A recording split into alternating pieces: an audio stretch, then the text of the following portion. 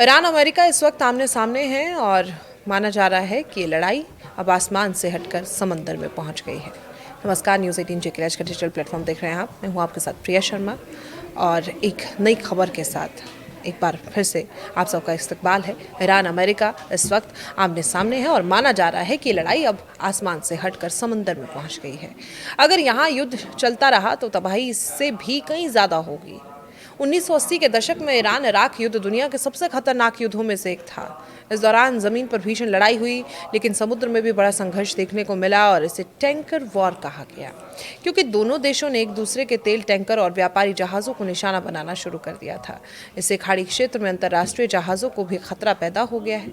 समुद्र में हुई सबसे तबाही वाली लड़ाइयों में इसे गिना जा रहा है और इस दौरान दोनों देशों ने एक दूसरे के व्यापारिक जहाज़ों और तेल टैंकरों को निशाना बनाना शुरू कर दिया है। ये दूसरे विश्व युद्ध के बाद व्यापारिक जहाज़ों पर सबसे बड़ा हमला माना जाता है।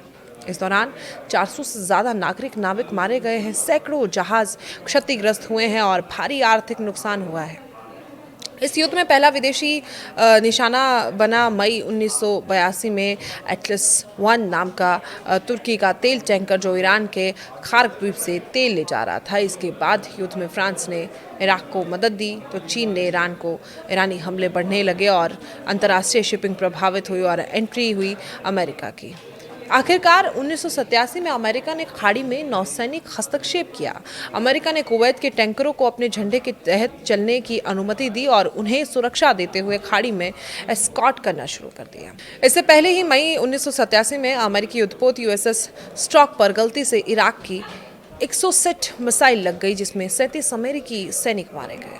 इसके बाद भी अमेरिका ने खाड़ी में अपनी मौजूदगी बढ़ाई ताकि अंतर्राष्ट्रीय जहाज़ों की सुरक्षा की जा सके और इस दौरान ईरान और अमेरिका के बीच कई टकराव हुए। ईरान ने समुद्र में माइंस, बारूदी सुरंगें बिछाई और इससे अमेरिकी destroyer warship USS Samuel B Roberts को भारी नुकसान हुआ और इसके जवाब में अमेरिका ने ईरान के कुछ युद्धपोतों को डुबो दिया।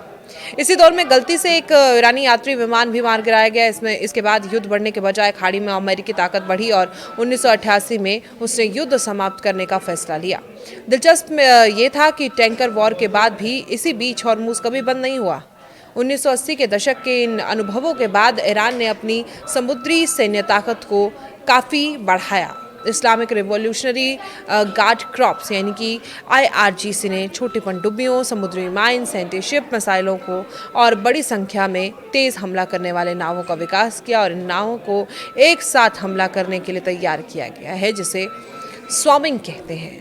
आज भी हॉर्मुज से गुजरने वाले अंतर्राष्ट्रीय जहाज़ों के लिए खतरे की संभावना बनी रहती है और जब ये युद्ध शुरू हुआ तब से हॉर्मुज पर नियंत्रण को लेकर खींचतान चल रही है और ये लड़ाई समुद्र में शिफ्ट होती नजर आ रही है। समुद्र के नीचे बिछी ये बारूदी सुरंगें ईरान ही क्या, किसी भी नौसेना के लिए सबसे सस्ता लेकिन सबसे घातक हथियार मानी जाती है। स्ट्रेट ऑफ हॉर्मुज संकार है। ऐसे में ये माइंस जहाज़ों के लिए मौत का माया जाल साबित होती है। इन्हें 4 तरह से बिछाया जा सकता है। अगर बात करें कि ये कितने तरह की होती हैं तो देखिए, आपको बता दें कि 3 तरह की माइंस होती हैं जिनका इस्तेमाल ज़रूरत के मुताबिक किया जा सकता है। इसमें सबसे खतरनाक वो माइंस होती हैं जो लहरों के साथ बहती हैं और किसी भी जहाज़ के चिथड़े उड़ा सकते हैं। मूड माइंस ये समुद्र के तल से एक जंजीर और भारी वजन के सहारे बंधी होती है। ये पानी के बीच में तैरती रहती है और जहाज़ के निचले हिस्से से टकराकर फटती है। दूसरी माइंस बॉटम माइंस, ये सीधे समुद्र के तल पर बैठ जाती है। यही वजह है कि उथले पानी में इन्हें रडार से पकड़ना लगभग असंभव हो जाता है। और तीसरी ड्रिफ्टिंग माइंस, ये लहरों के साथ बहती रहती है। ये सबसे अनिश्चित और ख़तरनाक होती हैं क्योंकि ये किसी भी जहाज़ से टकरा सकती है। ऐसे में आपकी इस खबर को लेकर क्या राय है, कमेंट बॉक्स में ज़रूर बताएं। फिलहाल के लिए मुझे दीजिए इजाज़त। फिर से एक नए विषय के साथ हाजिर होंगे। नमस्कार।